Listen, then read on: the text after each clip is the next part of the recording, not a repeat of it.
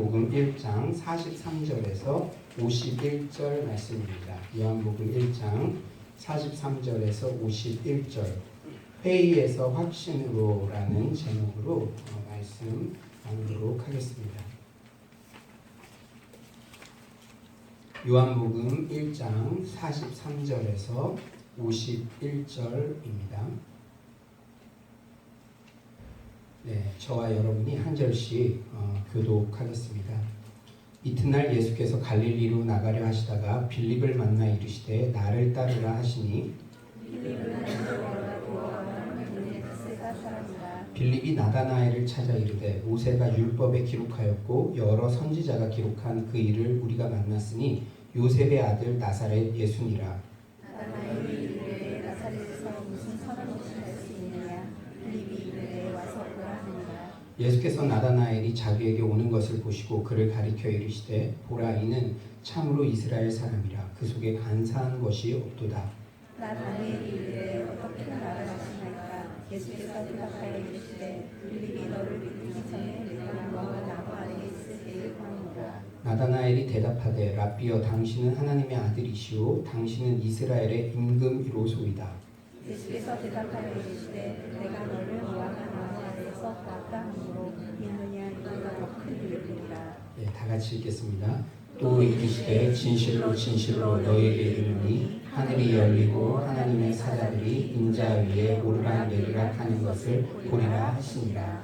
아멘. 이 시간 좌우에 한번 이렇게 인사해볼까요? 성도님은 우리 교회의 보배입니다. 인사해볼까요? 성도님은 우리 교회의 보배입니다. 네, 얼굴만 봐도 은혜가 됩니다. 인사해봅시다. 얼굴만 봐도 은혜가 됩니다. 아멘. 다른 사람의 일기를 보게 되는 것만큼 흥미로운 일도 없는 것 같습니다. 영준 영민이도 가끔 아빠인 저에게 자기의 일기를 보여주는데요. 동일한 사건에 대해 엄마 아빠와 어떻게 이렇게 다른 관점에서 생각을 하는지 놀라울 따름입니다. 영준이가 1학년 때인가요? 태풍 때문에 학교에 안 간 날이 있었어요. 근데 그날 일기장에 오늘 태풍 손님이 우리 집 창문에 찾아오셨다. 그래서 그 손님을 맞이하기 위해 학교에 가지 못했다. 이렇게 표현한 것을 보고 참 놀랐던 기억이 있습니다. 오늘 본문이 속한 요한복음 1장도 마치 사도 요한의 일기장에서 나흘 분을 보게 되는 것 같은 기분이 들어요. 여러분 성경 보시면요. 1장 19절 요한의 증언이 이러하니라. 그리고 1장 29절 이튿날 35절 또 이튿날 43절 이튿날. 특히 셋째 날과 넷째 날에 예수님은 첫 5 제자를 부르셨는데 복음서 저자는 그 일을 속사포처럼 빠르게 기록해 나가요. 그런데 안드레아, 요한, 베드로와 빌립보 4명의 제자까지는 정말 정광석화처럼 빠른 속도로 예수님의 제자가 되는데 이전 4명의 제자와는 사뭇 다른 반응을 보이는 약간 까칠한 오늘의 주인공 나다나엘이 등장합니다. 우리 45절 한번 다 같이 읽어볼까요? 45절입니다. 시작. 나다나엘의 제자 이르되 모세가 율법에 기록하였고 여러 선지자가 기록한 그 일을 우리가 만났으니 요셉의 아들 나사렛 예수니라. 예, 4번째 제자가 된 빌립은 나다나엘에게 관계 전도를 하고 있어요. 우리가 메시아를 만났다. 그런데 나다나엘의 반응을 한번 봅시다. 46절 상반절에 나다나엘이 이르되 나사렛에서 무슨 선한 것이 날 수 있느냐. 나사렛에서 무슨 선한 것이 날 수 있느냐. 당시 나사렛은 아무 쓸모없는 동네로 통했습니다. 그곳은 로마군 수비대가 주둔하고 있던 세포리스에서 멀지 않았는데 주둔군 병사들로 들끓는 동네는 악과 부도덕의 온상이 되기 마련이에요. 우리 지난주 설교에 나사렛인들이 그렇게 그 유대인들 자부심으로 여겼던 그 공간에서 이방인들을 그렇게 멸시했던 이유가 다 있는 것이죠. 지금 로마군 주둔자들이 그 지역에 있어가지고 안 좋은 영향을 많이 미쳤을 거 아니에요. 우리나라도 주한미군이 흥청망청 술 마시고 노는 지역에서 크고 작은 사건들이 많이 일어난 것이나 마찬가지죠. 이 민족을 사랑하는 마음이 있는 사람일수록 그런 지역에서 외국의 군인들이 그렇게 하는 거 못 참잖아요. 그러니까 나사렛 예수를 한국식으로 말하면 하나님의 아들이 이태원 출신이다, 이런 정도가 되는 거예요. 이태원 프리덤, 이런 뭐 노래도 있듯이요. 그런데 나다나엘의 이런 반응, 나사렛에서 무슨 선한 것이 날 수 있겠느냐. 소위 기독교를 개독교라 비하하는 안티크리스천, 기독교 회의론자, 교회 무용론자들의 반응과도 일견괴를 같이 한다는 것이죠. 교회에 무슨 선한 것이 있겠느냐. 또한 어떤 이유에서건 신앙의 활력을 잃어 하나님에 대한 기대감이 예전 같지 않은 그런 마음의 상태를 대변하기도 합니다. 나도 신앙생활 누구보다 오래 해봐서 아는데 이런 거 한들 무슨 소용이 있겠어. 무슨 선한 것이 있겠어. 다 해봐서 알아. 예수를 만난 사람들 시리즈 설교 8번째 주인공은 한때 회의적이었던 제자 나다나엘입니다. 혹 교회를 무시하는 친지나 회사 동료를 전도하고 싶으셨던 성도님들이나 아니면 교회가 사회에 비해 초라해 보이고 예수 제대로 믿다간 사회에서 낙오될 것 같고 이렇게 허술해서 되겠어 한 번이라도 교회를 나사렛이라고 생각해 본 경험이 있는 청년들이 있다면 우리와 왠지 닮은 구석이 있어 보이는 오늘의 주인공 나다나엘은 우리에게 많은 생각거리를 제공해 줄 것입니다. 그런데 결론적으로 이렇게 예수님에 대해 회의적이었던 나다나엘은 예수님을 인격적으로 만났고 결국 예수님의 제자가 되었다는 거예요. 공간복음서 예수님의 제자들 명단에 당당히 이름을 올렸던 바돌로메가 바로 나다나엘의 또 다른 이름입니다. 과연 나다나엘이 회의에서 확신으로 나아가는 과정을 그리는 오늘 본문이 우리에게 주시는 영적 교훈은 무엇일까요? 첫 번째로 진리 추구에 있어 냉담과 무시는 가장 최악의 적이라는 사실입니다. 냉담과 뭐라고요? 무시. 이것만큼은 하지 말아야 한다는 거예요. 가슴 아프지만 오늘날 기독교에 대한 사람들의 시선을 대변하는 말이에요. 직장 상사가 나에게 실망하는 표정으로 너 교회 다녀? 신입사원일 때 그런 말을 나에게 했다면 나의 회사 생활의 미래는 그리 순탄치 않을 것입니다. 지금 사회가 그래요. 불신 상사 주변에는 교회를 비판하는 불나방들이 반드시 보이죠. 교회 다니는 사람들에 대한 비난의 대열에 동참해야만 자신은 촌스럽지 않은 사람이며 자신은 합리적이고 자기 생각이 있으며 자기 삶도 주체적으로 살아가는 그런 류의 사람들에 속한다는 것을 어필할 수 있기 때문입니다. 인간에겐 그런 마음이 있어요. 소속되고 싶은 마음. 그런데 우리가 특정 지역의 사람들이나 특정 정당의 사람들을 막 열을 올리고 비난하는 그런 그룹들 있잖아요. 그거는 내가 그 그룹들을 비난하고 열을 올림으로써 나는 그 그룹의 사람과 같지 않다. 나는 이 사람들보다 우월한 존재다라는 것을 드러내기 위한 수단입니다.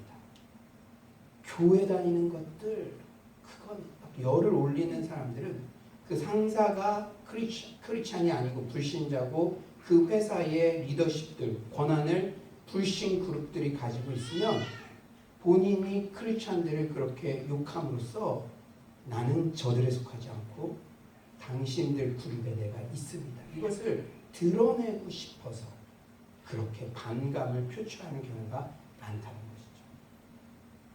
현대인의 우상, 돈, 이성, 권력 중 팀 켈러 목사님은 현대인의 권력 욕은 소속되고 싶은 욕구, 이렇게 정의하더라고요.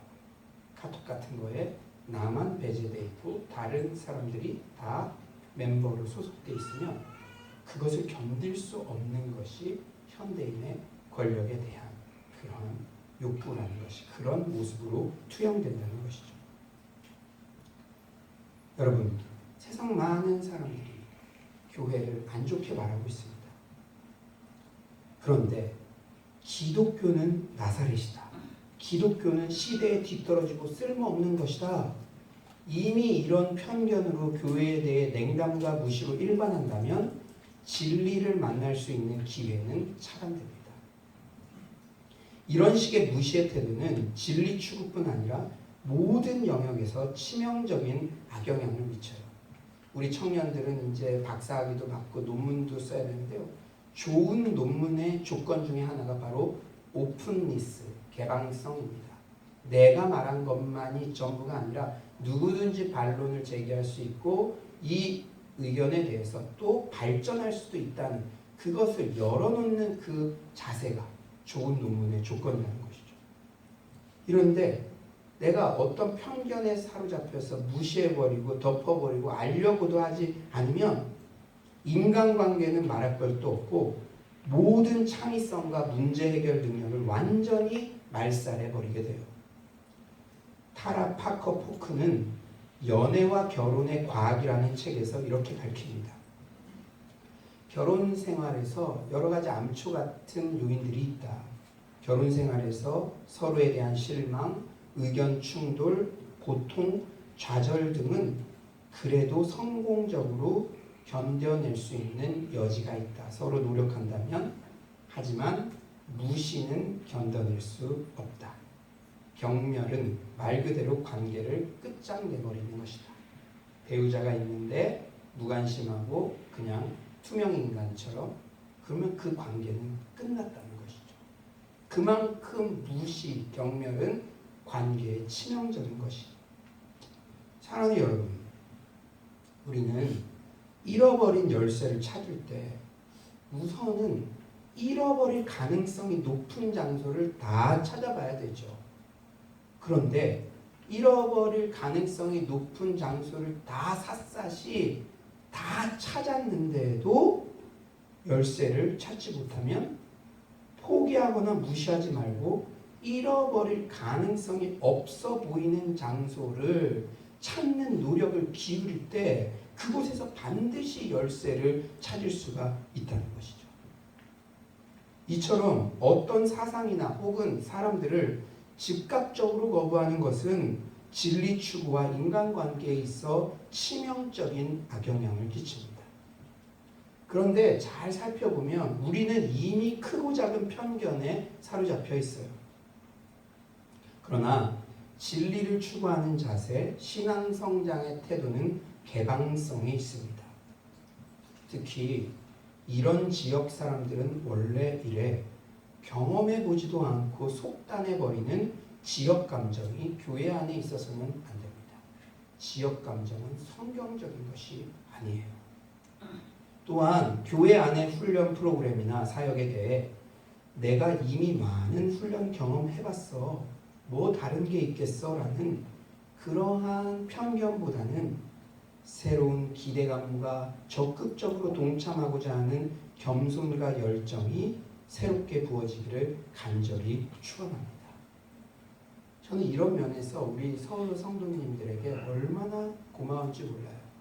우리가 새로운 사역들을 많이 했잖아요. 특별 새벽 기도회, 고난주간 특별 밤집회, 그리고 청년부 자체 수련회. 그런데 이 모든 것들에 여러분들도 신앙생활 오래 해보셨을 텐데도 새로운 기대감을 가지고 함께 적극적으로 동참해 주셨다는 것이죠. 오늘도 SDTS 과정이 시작되는데 담임 목사로서 저는 큰 교회에 이미 훌륭한 시스템과 프로그램을 다 보고 온 사람이잖아요. 그러니까 안타까운 마음이 있어요. 우리 교회도 모자실 같은 것도 있어서 가르칠 때 엄마들이 편안하게 이렇게 가르쳤으면 좋겠다.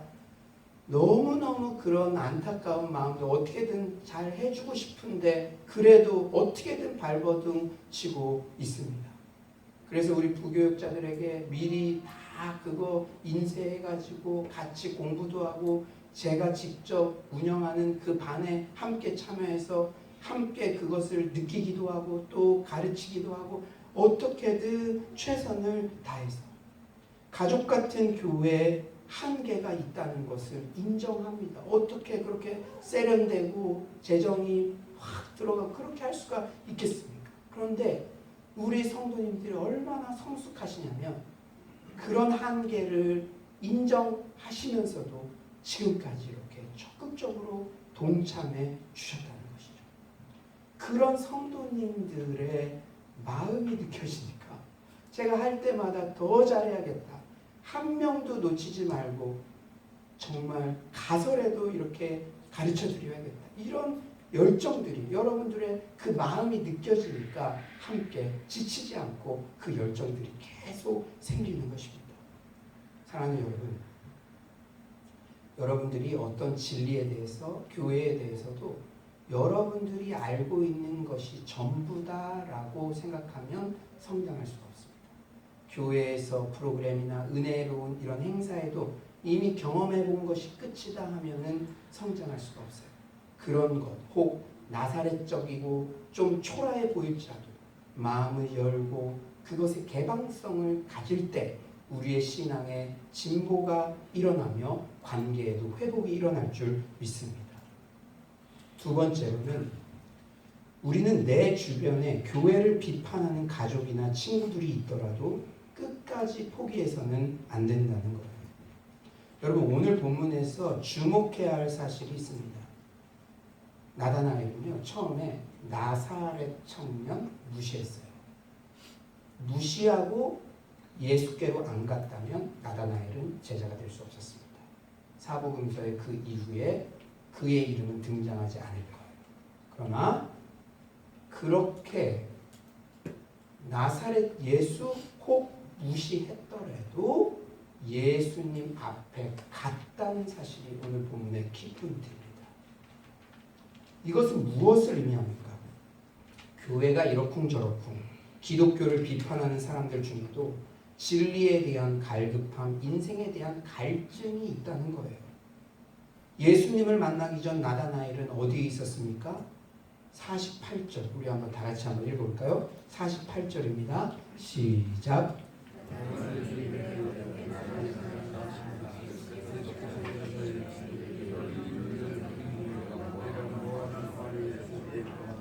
무화과 나무 아래, 히브리 문화에서 무화과 나무는 보호나 안전, 번영의 상징이었어요. 더욱이 무화과 나무는 잎이 무성하고 그늘이 짙어서 그 무성한 가지 아래 앉아 율법을 배우고 기도와 명상을 하는 것은 경건한 유대인들의 오래된 관습이었죠. 무화과 나무 아래서 율법을 묵상하던 경건한 청년 나다나엘의 마음속에는 어떤 갈망이 있었을까요?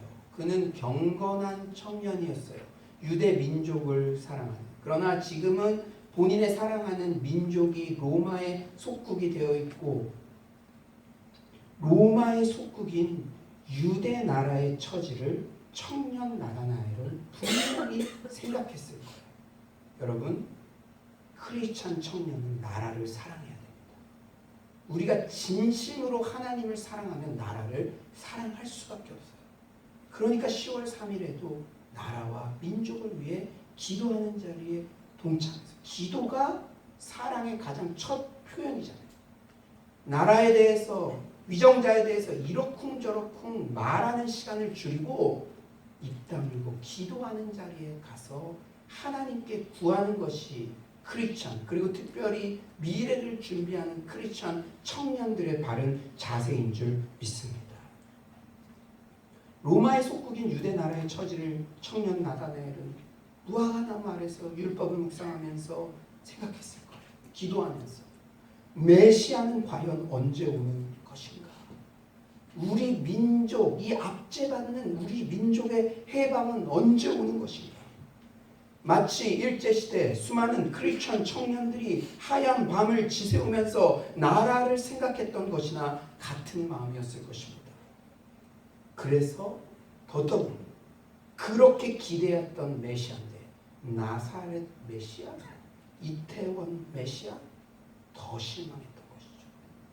기대가 컸는데 기대가 클수록 더 실망했던 것이죠. 하지만 청년 나다나엘의 진지한 고민과 나라의 미래에 대한 풀리지 않는 갈증은 예수님 앞으로 그를 이끌었습니다. 사랑하는 여러분, 특히 청년들, 이 시대는 포스트 모더니즘, 진리가 없다, 자유, 연애, 교수들도 가르치지만 그 밤에 뭘 하고 다니시는지는 nobody knows. 절대 기준, 윤리가 없으니까. 그러니까 여러분들 학교에서 동성애하는 친구들, 막 그런 친구들이 예수만 믿는다고 하면 뭔가 고리타분하고 고지식하고 자기는 막 이론적으로 무장되어 있는 것 같고 똑똑한 것 같고 그렇게 말하지만, 이렇듯 공공연히 회의주의를 떠벌리는 이웃들의 이면에도 나다나엘처럼 비밀스러운 영혼의 탐색이 반드시 벌어지고 있습니다. 어젯밤까지 음란한 파티를 부어라 마셔라 즐겼지만 그 다음날 점심시간쯤 돼서 일어날 때쯤이면 공허함이 몰려오는 거예요. 창피하니까 말을 안 하는 것이지, 마치 자신은 아무 부족한 것이 없고 혹은 자신이 맹렬하게 추구하는 것을 통해 이미 그 답을 발견한 것처럼 행세하는 사람들 마음 깊은 곳에도 우리와 동일한 욕구를 가지고 있습니다. 칼빈이 말한 하나님께서 모든 인생들에게 허락하신 하나님 외에는 결코 다른 것으로는 궁극적으로 만족시킬 수 없는 종교의 씨앗이 모든 인간의 마음속에는 다 존재합니다. 그렇게 똑똑했던 남편분들도 때로는 생각도 없이 믿는 것 같고 맹신 같아 보이고 한없이 어리석어 보였던 아내의 신앙을 따라 교회에 등록을 하는 것입니다. 가장으로서 자녀들에게도 말할 수 없고 아내에게도 말할 수 없는 그 고독함, 그 문제, 누구에게도 말할 수 없는 인생의 깊은 회의와 절망을 느꼈던 그 밤에 교회에 나간 이후 너무나 평안하게 변한 아내의 표정이 오버랩되어, 그래, 교회에 뭐 있는지, 뭐가 그렇게 아내를 변하게 했는지 한번 드러나 보자 하는 마음으로 교회에 오게 된 것입니다. 여러분, 여러분들 주변 친구, 무신론자들은 어떻습니까? 우리들에게 이렇게 말하죠. 네 인생은 네가 주인인데 즐겨. 왜 그렇게 속박받는 게 많아? 그런데 한번 그 무신론자 친구들에게 이런 질문을 해보세요. 사랑하는 여러분, 시계로 못을 박다가 시계가 깨져버렸어요. 이 시계가 나쁜 시계라고 말할 수가 있겠습니까? 나쁜 시계라고 말 안 하죠. 왜냐? 시계의 목적은 못을 박게 하는 게 아니에요. 시간을 잘 표현하면 되는 것입니다.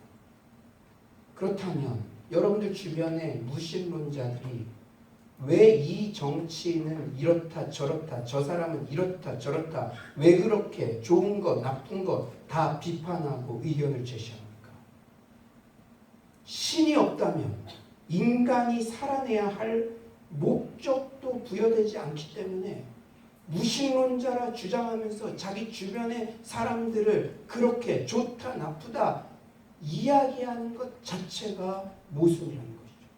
우리는 알 수 없지만 창조주께서 창조하셔서 도덕성과 양심과 그래도 괜찮은 사람은 이런 것이다 라는 그런 의식을 우리 마음속에 다 부어주셨기 때문에, 목적을 누군가가 부여했기 때문에 바르다 그르다 그런 판단도 존재하는 것이죠. 사랑하는 여러분 주변에 회의론자들, 무신론자들, 이론으로 똘똘 뭉쳐서 자기는 아무 필요도 없는 것처럼 여기는 분들, 그런 분들 마음 깊숙한 곳에도 이런 영혼의 탐색이 이루어지고 있다는 사실을 잊지 마시기 바랍니다. 이렇듯 무신론자들도, 안티 크리스천들도 양심의 문제, 죽음 이후의 세계, 고난의 문제 등 쉽게 풀리지 않는 실존의 문제에 대한 갈급함이 있다는 사실을 알고 그들의 갈증을 들어주고 수용하고 복음의 안내자가 되는 것이 우리의 사명입니다. 끝까지 포기하지 마십시오. 나다나엘도 예수님 앞으로 갔다는 사실을 주목하십시오. 오늘 본문이 우리에게 주시는 세 번째 교훈은 100% 내키지 않아도 주님께 반응하면 언제나 우리는 신앙의 상승 효과를 경험하게 된다는 것입니다. 상상 그 이상을 보게 되는 것이죠. 예수님께서는요, 회의론자 나다나엘을 꾸짖지 않으셨어요. 이 점이 얼마나 큰 위로가 됩니까? 여러분, 예수님께서는요, 예수님 부활하셔서 못자국을 만지고 싶다는 도마에게 허락해 주셨습니다. 예수님은 더 잘 믿기 위한 건강한 회의, 건강한 의심, 건강한 생각, 건강한 사색을 존중하십니다. 청년들, 기독교는 무조건 믿어. 그냥 믿어봐. 마땅히 생각할 그 이상을 품지 마. 사단적인 것, 이게 아니에요.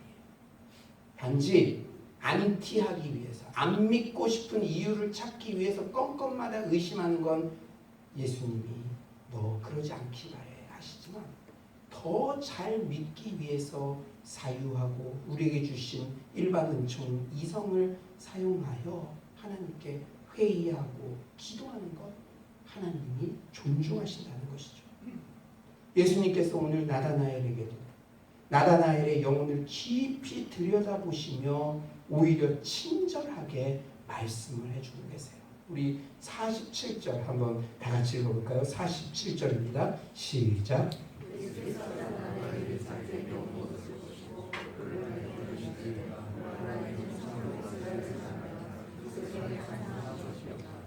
간사한 것이 없다는 것은 나다나엘이 솔직하고 꾸밈 없는 이스라엘 사람이라는 뜻입니다.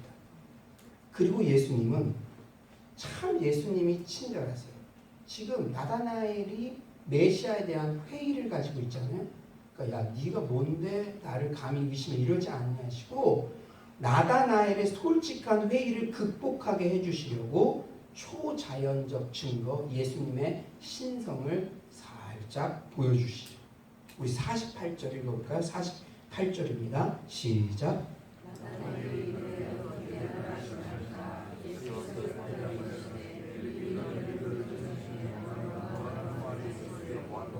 오늘도 세 가족분들이 계신데요. 제가 처음 만났는데 여러분의 성격을 다 알아요. 그리고 여기 오기 전에 뭐 하고 있으셨는지 구체적으로 책을 읽었는지 어느 정류장에서 탔는지 그러면 다음 주에 오기 힘들 거예요. 저 목사님 뭐 들린 거 아니야? 이게 바로 예수님이 보여주신 인간을 초월하는 신성이라는 것이죠. 예수님은 나다나엘을 만나시기도 전에 그가 어디서 무엇을 하고 있는지 다 알고 계셨어요. 저는 개인적으로 이 말씀에 큰 위로가 되었습니다. 나다나엘이 무화과 나무 아래서 그렇게 경건 생활하고 있는 모습을 주님이 다 알고 계세요. 매일 새벽마다 누가 보든지 안 보든지 사람들의 평판과 환호에 상관없이 꾸준히 자신만의 골방에서 경건 생활을 하는 우리의 모습을 주님이 다 아신다고 말씀하십니다. 성도가 한 명이 오든 두 명이 오든 새벽기도 묵묵히 함께 기도하며 금요철야를 지키며 새벽마다 자신만의 골방에서 기도하는 그 모습을, 나다나엘이 경건 생활하는 그 모습을 예수님이 다 알고 있다. 오늘도 여러분의 그러한 모습들을 예수님이 다 아신다고 말씀하십니다. 이제 전복적 변화가 나다나엘에게 일어나죠. 회의했던 나다나엘이 예수님의 신성을 경험하고 나서 이제 회의론자에서 확신론자로 완전히 고꾸라집니다. 우리 49절을 한번 다 같이 읽어볼까요? 49절입니다. 시작.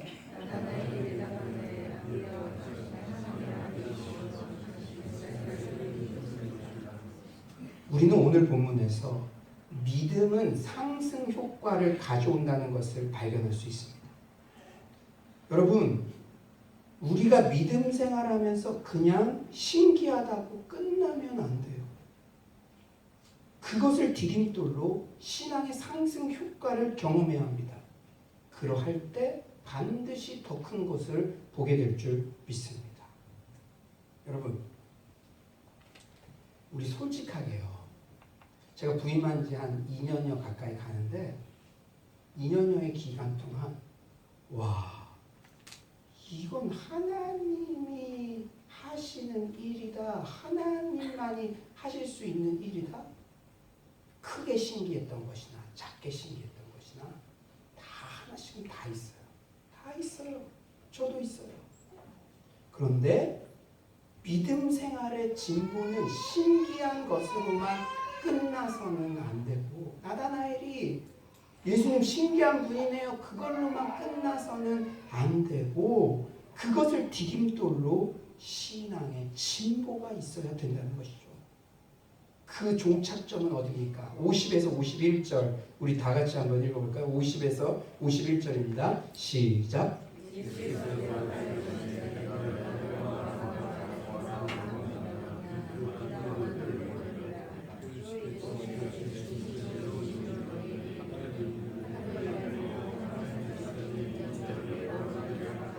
하나님의 사자들이 인자 위에 오르락내리락 하는 것을 보리라. 더 큰 것의 최종점은 바로 하나님의 임재입니다. 여러분, 우리 신앙의 최종 종착점은 하나님의 임재, 하나님과의 동행이에요. 하나님과의 동행. 요셉도요, 총리가 되는 것이 그의 꿈이 아니라 하나님과의 동행함이 그의 꿈이었습니다. 그래서 그는 보디발의 아내 유혹에 의해 감옥에 갔어도 미치지 않았어요. 그의 꿈이 총리가 되는 것이라면 미쳤겠죠. 하나님 꿈은 보여주시면서 왜 점점 미궁 속으로 나아갑니까? 그러나 요셉의 꿈은 하나님과의 동행이었기 때문에 노예로 팔려가던 감옥이든 그곳에서 하나님과의 동행함을 누렸기 때문에 어느 곳이든 초막이나 궁궐이나 하나님의 꿈의 실현의 장소로 그가 여겨졌기 때문에 항상 복의 근원으로서의 역할을 감당할 수 있었던 것입니다. 요셉은 나중에 총리가 될 거를 생각해서 입을 부득부득 가르면서 내 시대만 와봐라! 그렇게 감옥을 견딘 게 아니에요. 감옥 그 현장 자체가 꿈이 실현된 장소였고 하나님과의 동행함을 누린 장소였습니다. 나다나엘에게 너가 나를 이제 메시아로, 하나님의 아들로, 신으로 믿겠느냐? 이것을 믿으면 더 큰 일을 보리라. 그것이 무엇이다? 하나님과의 동행, 하나님의 임재라는 것이죠. 성전 되신 예수님께서 나와 항상 함께 계시도록 우리는 언제 어디서나 은혜의 보좌 앞에, 하나님의 임재 앞에 담대히 나아갈 수가 있습니다. 사랑하는 여러분, 여러분에게 한 가지 질문. 1년 전보다, 6개월 전보다 하나님과 더 친밀하십니까? 하나님과의 동행함이 더 예배 나올 때마다, 예전에는 한 달 내내 예배 나와도 밍숭맹숭했는데 올 때마다 주님이 나에게 주시는 레마의 메시지가 들려주십니까? 그렇다면 진보하고 있는 것이고 성장하고 있는 것입니다. 그런데 우리가 신기한 것만 느끼고 그냥 머물러서는 안 되고 주의 임재, 더 깊이 주님만을 원합니다. 그런 갈망이 우리 안에 넘쳐나야 될 줄 믿습니다. 오늘은 주일 SDTS 하반기 첫 시작이에요. 혹 나다나엘처럼 회의적인 생도는 없으십니까? 네, 저도요, 진짜 마음 같아서는 이 소그룹실도 좀 많고 아이들도 케어해 줄 수 있는 막 놀이터도 있고 그래서 교육에만 집중할 수 있는 길이 있으면 너무 좋겠어요. 그러나 아직은 그런 상황이 아니니까 그런 거 다 인정하면서도 어떻게든 여름 때 기도하는 마음으로 여러분의 영혼들을 위해서 준비한 것입니다. 사랑하는 여러분, 여러분이 이거 똑같겠지 하며 무시하거나 반대만 하지 않으면 신앙은 성장하는 것입니다. 나다나엘처럼 다 믿지 못하더라도 내 안에 있는 죄책감, 내 안에 있는 풀리지 않는 내 자녀 문제, 지푸라기라도 잡는 심정으로 가보기나 할까? 첫 시간이라도 들어보기나 할까? 이런 마음이 들 때 신앙생활의 진보가 일어나는 줄 믿습니다. 우리 서울로 교회의 지난 2년간의 역사가 그거였어요. 특세, 고난주간 특방, 특히 청년들 처음으로 청년부 수련회를 했잖아요. 다 가고 싶어서 간 사람 없었을 거예요. 어쩌면 매우 익숙한, 지금까지 10년 전부터 내가 연례 행사 같이 했던 걸지라도 겸손하게, 어쩌면 사람을 생각해서라도 나다나엘처럼 가기만 했는데 참석한 사람들은, 겸손한 마음으로 참석한 사람들은 다 은혜를 받았습니다. 신안 특세 때도 겸손한 마음으로 실시간으로는 이곳에 직접 오든지, 청년들도 그곳에서 내가 이제 목회자고 헌신하겠다고 그런 마음의 감동을 받은 사람도 있고, 오기만 하면 완전하지 않을지라도 이 개척교회 나사렛같이 초라해 보일지라도, 세련돼 보이지 않을지라도 그 예수님 앞에 오고자 하는 그 마음을 예수님이 보시고 은혜를 허락하시고 신앙의 성장을 허락하시는 줄 믿습니다. 어떤 청년은요, 금철에 와서 기도하는 가운데 우리 청년들 제가 너무 사랑하니까 이제 다음 주부터는 청년 자체 예배도 제가 청년에게 꼭 필요한 메시지 준비하고 싶어요. 뭐 진로라든지 비전이라든지 이성교제라든지 짧게 메시지 전할 텐데, 그런데 제가 사랑을 표현할 수 있는 시간이 언제일까? 금요철야 때 그래도 한 명 한 명 다 기도해 줍니다. 한 명 한 명. 담임 목사로서 내가 너희들 그래도 관심 가지고 있다. 어떻게라도 하나라도 표현하고 싶어서, 일주일 중에 하나라도 표현하고 싶어서.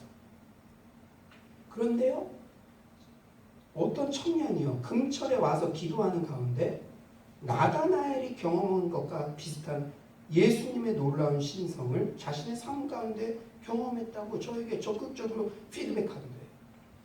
그리고 우리 청년들 한 명 한 명 다 저한테 적극적으로 피드백은 하지 않았지만, 이걸 어떻게 알지? 나의 이 고민을 어떻게 알지? 다 있어요. 어떻게 알겠습니까? 예수님의 신성. 우리가 기도할 때 예수님이 응답하시기 때문에 예수님의 마음을 통로를 통해서 여러분들에게 알게 해주시는 것이죠. 또 오늘 이 시간에도 마음에 갈등하다가 주일 예배 왔는데 내 상황에 정확히 맞는 말씀을 해주셔서 감사합니다. 이런 고백 드리는 분 반드시 있을 거예요. 그런데 신기한 것으로 끝나서는 안 됩니다. 믿느냐? 더 큰 것을 보게 되리라. 교회를 통한 주님의 초대에 무시와 멸시, 반대만 하지 않으면 됩니다.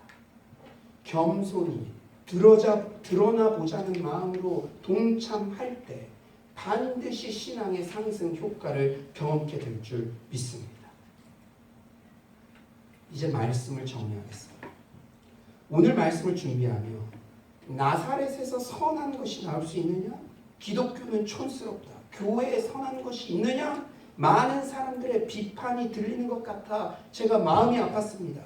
그런데 묵상하면 묵상할수록 그렇습니다. 기독교는 나사렛 맞습니다. 나사렛처럼 촌스러워 보이지만 그 나사렛에서 선한 것이 나오는 것이 기독교의 본질입니다. 이 외침이 가슴 깊은 곳에서 뜨겁게 용솟음쳐 올랐습니다. 교회가 뭐 그렇게 촌스럽냐, 이것도 안 되고 저것도 안 되고 말하는 사람들에게 맞습니다. 기독교는 나사렛입니다. 촌스럽습니다. 우리 교회 촌스럽습니다. 맞습니다. 복음의 본질은 공로를 통해 자격을 갖춘 세련된 사람만이 구원을 획득하는 것이 결코 아닙니다. 나사렛적인 것, 부족한 것, 지극히 촌스러워 보이는 인간의 몸을 입고 오신 하나님, 그 자기 비하, 희생에 복음의 진리가 있습니다. 우리가 소그룹실 대신 교사들, 식당, 교사들 먹는 그 공간을 빌려 24주를 함께 나누는 그 초라해 보이는 말구유 같은 나사렛 같은 그 장소에서도, 어떤 화려한 교회에서도 경험해 보지 못한 회복과 하나님의 임재와 그 능력을 체험하는 것이 기독교의 본질인 줄 믿습니다. 이 진리를 간파한 사도 바울은 이렇게 담대히 외치죠. 십자가의 도가 멸망하는 자들에게는 미련한 것이요 구원을 받는 우리에게는 하나님의 능력이라. 아멘이십니까? 매주 들려주시는 말씀을 통한 주님의 초대, 교회의 요청을 통한 마음의 울림을 나사렛적인 것이라 덮어두고 무시만 안 하고 반대만 안 하면 됩니다. 그러면 믿음은 성장하는 거예요. 좀 내키지 않더라도 나다나엘처럼 예수님 앞에 나아갈 때, 적극적으로 반응할 때 예수님을 인격적으로 만나고 저 더 깊은 주님의 임재를 경험하는 그런 역사가 일어날 줄 믿습니다. 아무쪼록 오늘부터 진행되는 SDTS 과정을 통해서도 그런 축복의 선물을 누리는 서울로의 모든 성도님들 되시기를 간절히 축원합니다.